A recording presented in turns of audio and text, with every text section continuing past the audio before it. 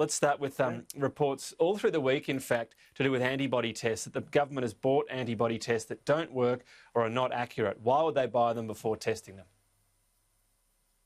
Look, my understanding is they were bought at the very start of this, and they do work, but what they do is they're a test for whether you've had it, and the test may take a week or two to become positive. They're not a test of whether you have it now. And the test we need to do now is actually to work out whether somebody's got it, so whether we need to isolate them and do all the contact tracing.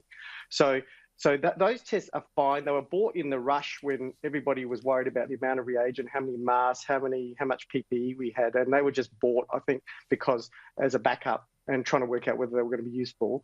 Look, they may be useful later to work out whether people have had the, for statistics, and possibly even to work out whether people have immunity to COVID.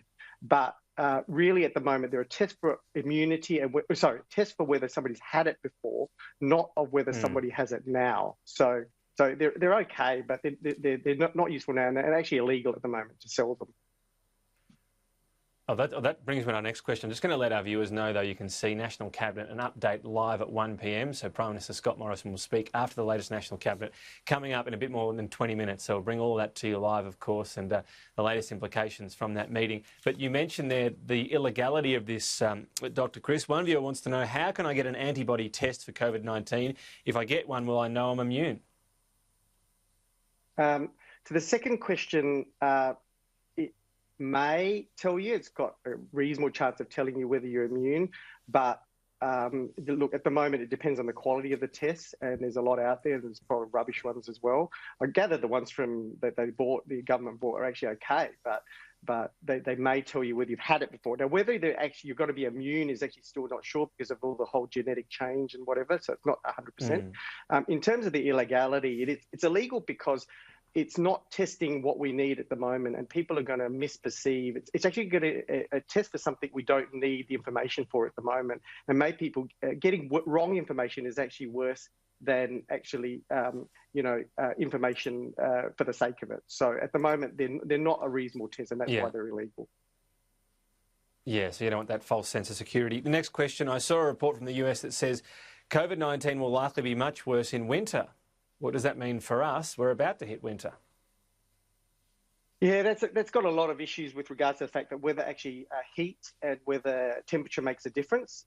Look, it may make a difference, and that goes along with a lot of other viruses like the flus and colds, which are always worse in winter when people are indoors more. Look, my guess is that overall it may make a bit of a difference, and it may be worse, for example, in the southern states where the weather is a bit more seasonal. But ultimately, the bigger issue is still not the weather. It's going to be the fact that there are so few people immune from it. And so the greatest danger is, and the biggest issue about whether it's going to spread is that, not the temperature. So at the moment, what do they know about the weather? But it could be slightly worse. Right.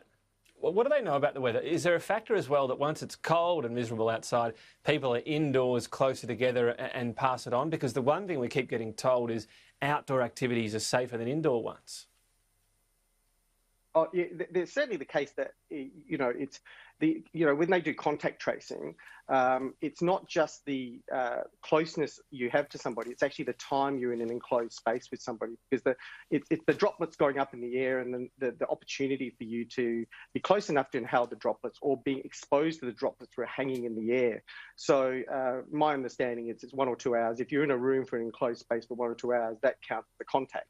So you're absolutely right, and that's why, being ironically, in a situation in winter when, say, at work, we're more likely to be all indoors and not going outdoors, or spending more time indoors, together with other people that may be infected, it may be more opportunity for it to spread. And that's the same for flus and colds every year.